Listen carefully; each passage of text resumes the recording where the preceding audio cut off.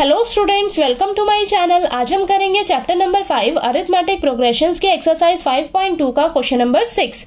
तो हमें दिया है check whether -150 is a term of the AP 11852। तो इस क्वेश्चन में हमें बोला है कि ये जो -150 है क्या ये इस दी गई एपी का टर्म है या नहीं है, तो हमें ये चेक करके बताना है। ठीक है, तो अब ये पता लगाने के लिए हम मान लेते हैं कि ये जो -150 है ना, ये इस एपी की टर्म है। ठीक है, ऐसा हम मान कर चल रहे हैं कि ये जो -150 है ये इस एपी का हिस्सा होगा। ठीक है, तो अब हम मान कर चल रहे हैं, तो देखिए हम क्या करेंगे, इस -150 को ना an मान लेते हैं। ठीक है, an मान लेते हैं। क्यों?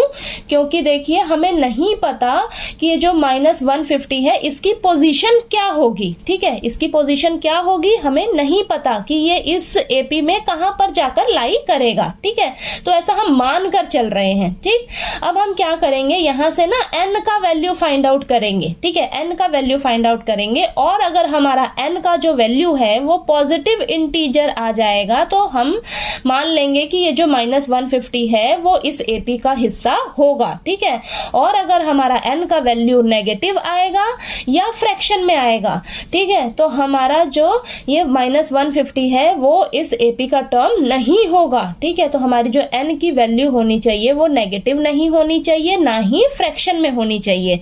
तो हमारी जो n की वैल्यू होनी चाहिए वो पॉजिटिव इंटीजर होना चाहिए। ठीक है, अगर पॉजिटिव इंटीजर वैल्यू आएगी तो हम मानकर चलेंगे कि ये जो -150 है वो इस एपी की टर्म होगी। ठीक है, तो देखिए an हमने मान लिया -150, n का वैल्यू हमें निकालना होगा। अब ये जो हमें एपी दी हुई है यहां से हमें क्या पता लग रहा है, क्या क्या दिया हुआ है, a का वैल्यू दिया हुआ है। क्या दिया है, फर्स्ट टर्म हमारी a होती है तो 11 दिया है। कॉमन डिफरेंस हम निकाल लेते हैं, सेकेंड टर्म में से फर्स्ट टर्म को माइनस कर लेते हैं। ठीक है, तो सेकेंड टर्म हमारे पास क्या है, देखिए 8 है और फर्स्ट टर्म क्या है, 11 है। ठीक है, तो इन दोनों को माइनस करेंगे तो प्लस माइनस माइनस होके बड़ा नंबर क्या है 11, तो माइनस का साइन है तो -3 आएगा आपके पास। ठीक है, तो d की वैल्यू आपके पास क्या आई है, -3। ठीक है, अब फटाफट से हम क्या करेंगे, an का फॉर्मूला लगाएंगे और n का वैल्यू निकालेंगे। ठीक है, तो an का फॉर्मूला होता है हमारे पास a + n-1 इंटू d। ठीक है, an कितना है आपके पास -150, a कितना है हमारे पास 11 प्लस n का वैल्यू हमें निकालना है और d कितना है हमारे पास -3। ठीक है, अब ये प्लस का 11 है, इस तरफ जाकर माइनस का 11 हो जाएगा। ठीक है, और यहाँ पर हम इसे एज इट इज रखेंगे n-1 इंटू -3 को। ठीक है, अब ये माइनस माइनस प्लस होगा लेकिन साइन माइनस का ही रहेगा और ये प्लस होके हमारे पास आएगा। ठीक है, -161। ठीक है, माइनस का 161 आएगा और is equal to n-1 into में -3।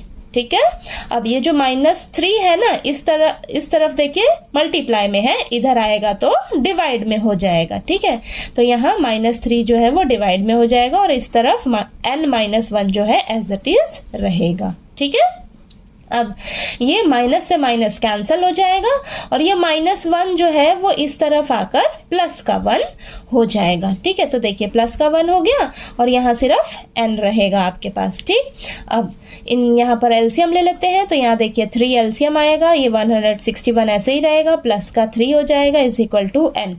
तो यहाँ पर देखिए आपके पास n की वैल्यू क्या आ रही है, n की वैल्यू हमारे पास 161 प्लस 3 करेंगे तो 164 आ जाएगा और अपॉन में 3। तो आपकी जो n की वैल्यू आ रही है देखिए ये फ्रैक्शन में आ रही है। ठीक है, फ्रैक्शन में आ रही है, यानी कि मैंने आपको क्या बताया, n का जो वैल्यू आना चाहिए वो आपका एक पॉजिटिव इंटीजर आना चाहिए। तो यहाँ पर हमारा पॉजिटिव इंटीजर तो नहीं आ रहा, n की वैल्यू फ्रैक्शन में आ रही है। तो हमें क्या पता लग रहा है कि जो -150 है वो इस एपी की टर्म नहीं होगी। ठीक है, तो यहां पर हम साइड में लिख लेते हैं n should be a positive integer. ठीक है, हमारा जो n का वैल्यू है वो पॉजिटिव इंटीजर होना चाहिए। ठीक है, जो कि नहीं आ रहा है, सो -150 is not a term of the given list of numbers. ठीक है, तो -150 जो है हमें जो गिवन है AP, ये इसकी टर्म नहीं होगी। ठीक है, तो ये क्वेश्चन नंबर 6 आपको समझ आ गया अच्छे से।